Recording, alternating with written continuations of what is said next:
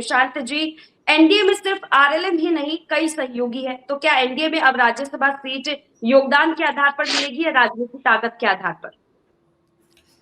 देखिए प्रियंका जी, अभी मैं सुन रहा था आपने बीजेपी की प्रवक्ता बहन कुमकुम जी से भी सवाल किया था, और जहां तक एनडीए गठबंधन का सवाल है तो ये स्पष्ट है कि हमारे गठबंधन में कहीं कोई दिक्कत नहीं।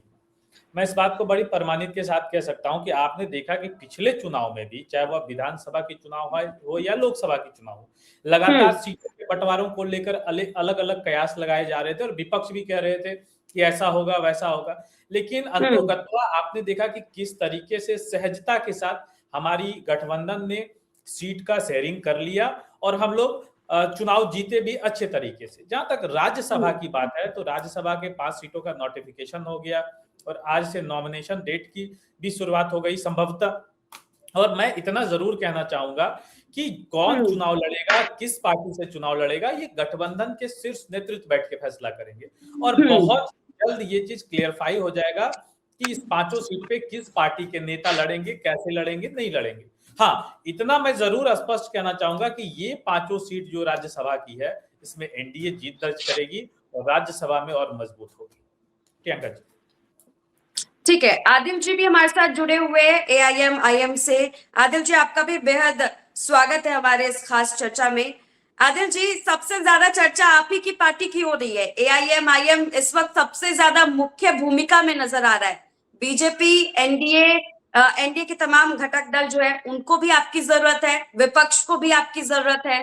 कोई रुख स्पष्ट नहीं हो रहा है, सामने से जो बयान आते हैं उसमें भी कुछ साफ संकेत नहीं मिलते हैं। मैम, हम खुद कैंडिडेट हैं, मेरी पार्टी खुद कैंडिडेट रहेगी।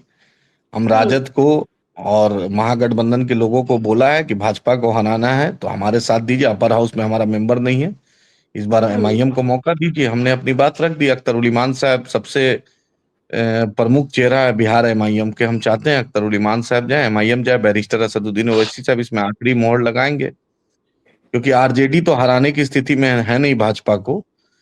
तो इसलिए हमारा क्लियर मैंडेट है, भाजपा को भी हम हराना चाहते हैं और हम चाहते हैं इस बार एमआईएम को मौका मिले, क्योंकि 2026, 28, 30 सब वक्त एमआईएम की जरूरत पड़ेगी। इसलिए एमआईएम को जब मौका तरफ से मिले आप जाएंगे, आप राज्यसभा जाना चाहते हैं, मौका चाहे किसी भी तरफ से मिले, चाहे एनडीए की तरफ से मिले या विपक्ष। नहीं, भाजपा के खिलाफ थे, हैं और रहेंगे। कभी भाजपा का साथ नहीं लेंगे, ना भाजपा का साथ देंगे ना लेंगे, कभी नहीं लेंगे। भाजपा का 5 राज्यसभा भाजपा दे देगी तब भी नहीं लेंगे। किसी कीमत पे भाजपा का सहयोग या भाजपा को कभी सहयोग नहीं करेंगे, ये क्लियर मैंडेट।